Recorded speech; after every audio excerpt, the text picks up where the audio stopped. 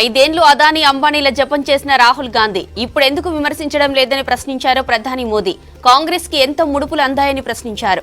వరంగల్, సిరిసిల్ల జిల్లా వేములవాడ బీజేపీ ఎన్నికల బహిరంగ సభలో పాల్గొన్నారు మోదీ. కాంగ్రెస్ బీఆర్ఎస్ ది అవినీతి బంధమని విమర్శించారు.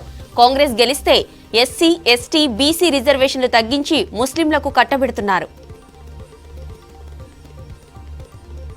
రిజర్వేషన్లు రద్దు చేయాలనుకుంటున్న బీజేపీ ప్రభుత్వాన్ని ప్రజలు రద్దు చేయాలని పిలుపునిచ్చారు CM Revanth Reddy. Nizamabad Armoor corner meeting లో పాల్గొన్న ఆయన కాంగ్రెస్ గెలిస్తేనే రాజ్యాంగం రక్షించబడుతుందన్నారు. బిడ్డ బెయిల్ కోసం కేసీఆర్ బీఆర్ఎస్ ను బీజేపీ దగ్గర తాకట్టు పెట్టారని ఆరోపించారు. చెప్పిన మాట ప్రకారం రైతు భరోసా నిధులు విడుదల చేశామన్నారు. సవాల్ మీద నిలబడే వ్యక్తి అయితే అమరవీరుల స్తూపం దగ్గర కేసీఆర్ ముక్కు నేలకు రాయాలని డిమాండ్ చేశారు. జూన్ 5 తర్వాత 25 మంది బీఆర్ఎస్ ఎమ్మెల్యేలు కాంగ్రెస్ లో చేరుతారని హాట్ కామెంట్స్ చేశారు మంత్రి కోమటిరెడ్డి వెంకటరెడ్డి. 5గురు బీఆర్ఎస్ ఎంపీ అభ్యర్థులు పోటీ నుంచి తప్పుకుంటామని తన దగ్గరికి వచ్చారని చెప్పారు. జూన్ 4 తర్వాత బీఆర్ఎస్ భవన్ క్లోజ్ అవుతుందన్నారు. బీజేపీ, బీఆర్ఎస్ కలిసే రైతు బంధు ఆపించారని ఫైర్ అయ్యారు. కేసీఆర్ చేసిన అప్పులకు వడ్డీలు కట్టలేకనే రుణమాఫీ చేయలేకపోయామన్నారు.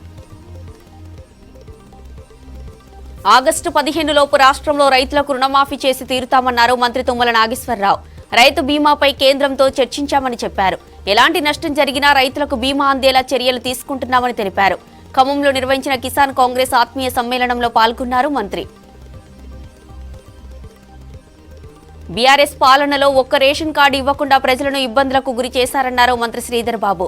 ఎంపీ ఎన్నికల్లో కాంగ్రెస్ కు కాకుండా ఇతర పార్టీలకు ఓటేస్తే అది వృధా అవుతుందన్నారు. పెద్దపల్లి జిల్లా మంథని మున్సిపాలిటీలోని విశ్వబ్రాహ్మణ కాలనీ, కాకర్ల కాలనీ గ్రామానికి చెందిన సుమారు 200 మంది బీఆర్ఎస్ కార్యకర్తలు మంత్రి సమక్షంలో కాంగ్రెస్ లో చేరారు. అకాల వర్షాలతో నష్టపోయిన రైతులెవరూ అధైర్యపడొద్దన్నారు మంత్రి ఉత్తమ్ కుమార్ రెడ్డి. తడిసిన ధాన్యాన్ని కూడా ఎంఎస్పీకి ప్రభుత్వం కొనుగోలు చేస్తుందన్నారు. తాగునీటి కోసం 2.25 టీఎంసీల నీటిని కర్ణాటక నుంచి తెలంగాణకు నారాయణపూర్ జలాశయం నుంచి తీసుకొస్తున్నామని చెప్పారు. మేడిగడ్డ 2019 నుంచి డ్యామేజ్ అయిందని చెప్పారు. డ్యాంల భవిష్యత్తు గురించి గ్యారంటీ ఇవ్వలేమని ఎన్డీఎస్ఏ తేల్చి చెప్పిందన్నారు. వారం 10 రోజుల్లో పూర్తి నివేదిక వస్తుందని చెప్పారు.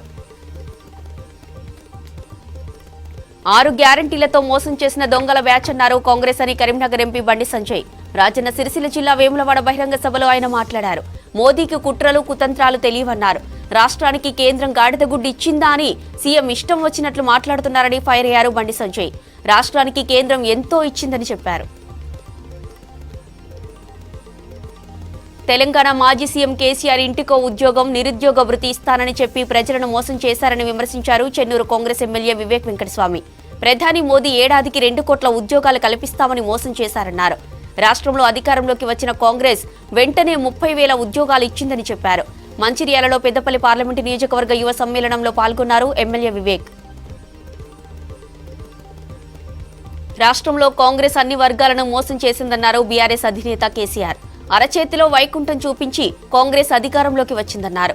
6 గ్యారంటీలు, 420 హామీలిచ్చిందని విమర్శించారు. లోక్సభ ఎన్నికల ప్రచారంలో భాగంగా మెదక్ జిల్లా నర్సాపూర్ రోడ్ షోలో పాల్గొన్నారు. మోదీ పాలనలో ప్రభుత్వ సంస్థలను ప్రైవేటు పరం చేశారన్నారు కేసీఆర్. ప్రధాని మోదీయే దేశ సంపదను అదానీ, అంబానీలకు దోచిపెట్టారన్నారు కాంగ్రెస్ అగ్రనేత రాహుల్. బీజేపీకే అదానీ, అంబానీల నుంచి టెంపోల్లో డబ్బులు ముట్టాయన్నారు.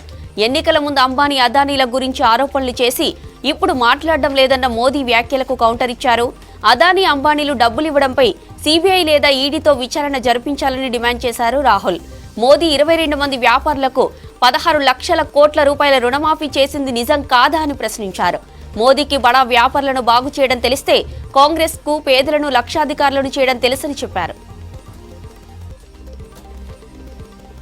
కాంగ్రెస్ గెలిస్తే మహిళల మంగళసూత్రాలను లాక్కుంటుందని బీజేపీ తప్పుడు ప్రచారం చేస్తోందన్నారు ప్రియాంక గాంధీ.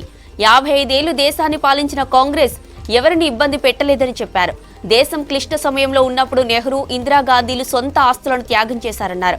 అదానీ, అంబానీలపై రాహుల్ గాంధీ మాట్లాడడం లేదనడం హాస్యాస్పదంగా ఉందని ఉత్తరప్రదేశ్ ప్రచారంలో చెప్పారు ప్రియాంక.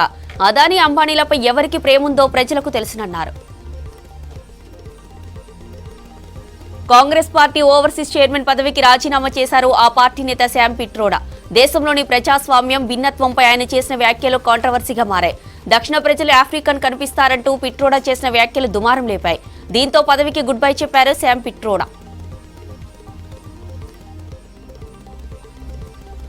హైదరాబాద్ ఉప్పల్ స్టేడియంలో జరిగిన ఐపీఎల్ మ్యాచ్లో లక్నో సూపర్ జైంట్స్ పై 10 వికెట్ల తేడాతో ఘన విజయం సాధించింది సన్ రైజర్స్ హైదరాబాద్. మొదట బ్యాటింగ్ చేసిన లక్నో నిర్ణీత 20 ఓవర్లలో 4 వికెట్లు కోల్పోయి 165 రన్స్ చేసింది. సొంత గడ్డపై సన్ రైజర్స్ బ్యాట్స్మెన్ చిలరేగారు. దీంతో 166 పరుగుల టార్గెట్ ను ఒక్క వికెట్ నష్టపోకుండా 9.4 ఓవర్లతో ఛేదించింది SRH. Abhishek Sharma 75, Travis Head 89 పరుగులతో నాటౌట్ గా ఉన్నారు.